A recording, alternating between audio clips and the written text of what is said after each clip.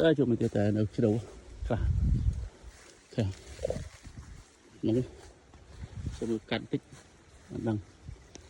nó số mình tiệt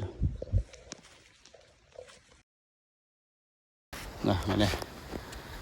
giờ không mồm mà cùng pi nó khổ mình tiệt khổ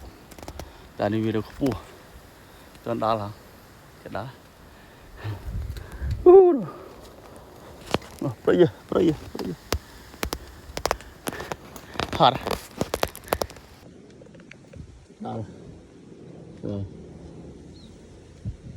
cũng nhìn pi rồi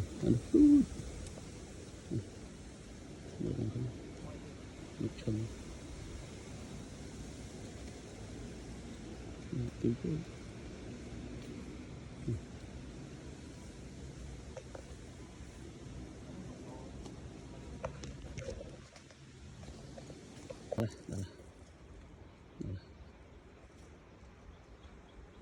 đấy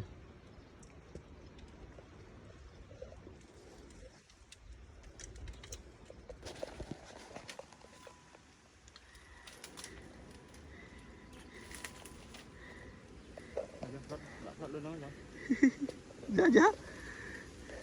đại đại chứ ơi chị yết đi